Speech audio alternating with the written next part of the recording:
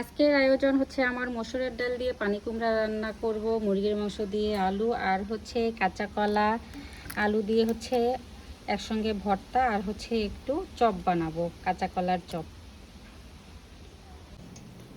আজকে মসুর বিসমিল্লাহ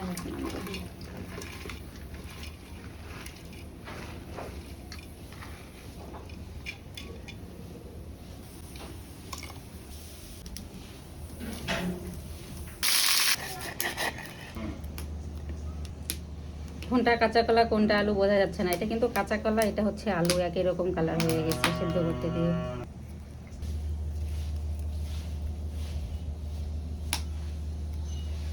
একটু কাঁচা পেঁয়াজ দিয়ে ভর্তা করলাম, কাঁচা কলা আর আলু। আর একটুকের হচ্ছে এখন আমি চপ বানাবো। ডালটা আমার সিদ্ধ হয়ে গেছে আর পানি কুমড়াগুলো হচ্ছে এরকম গোটা গোটায় থাকবে।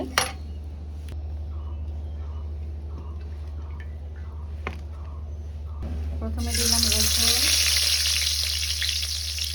এরপরে দেব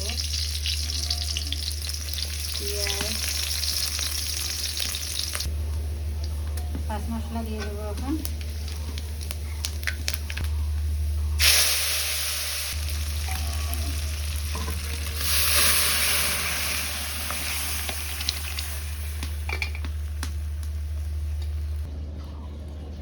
হয়ে গেল আমার মজাদার মসুরের ডাল দিয়ে পানি কুমড়া রান্না। এই ডালের সঙ্গে একটু ভর্তা, শাক ভাজি বলে দেওয়ার কথাই নেই। আপনারা কে কে এইভাবে খান আপুরা ভাইয়েরা অবশ্যই একটু কমেন্টসে জানাবেন। বিসমিল্লাহির রহমানির রহিম। এখন আমি মুরগির মাংস বসিয়ে দেব।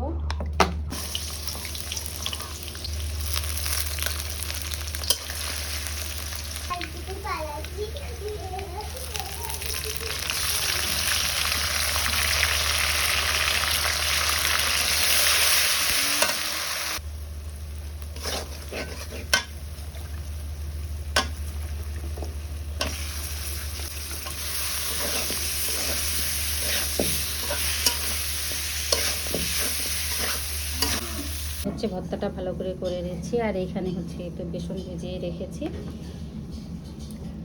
এভাবে বানিয়ে রাখি তাহলে তাড়াতাড়ি হবে আমার।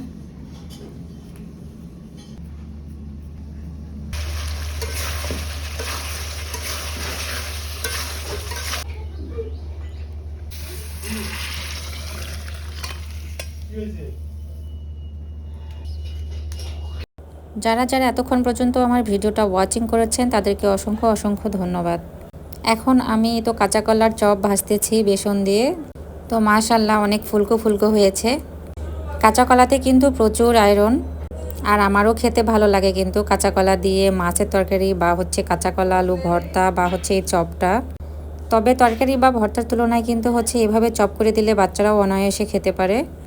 আর ইফতারের জন্য সুন্দর একটা আইটেম হয়ে গেল। তো আজকে আমরা ইফতারির পরে হচ্ছে আর কি ভাতটাই খেয়েছি অনেক মজা করে।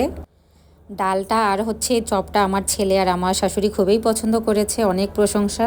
তো ভিডিওটা আমার এ পর্যন্ত। সবাই ভালো থাকবেন, সুস্থ থাকবেন। আল্লাহ হাফেজ, আসসালামু আলাইকুম।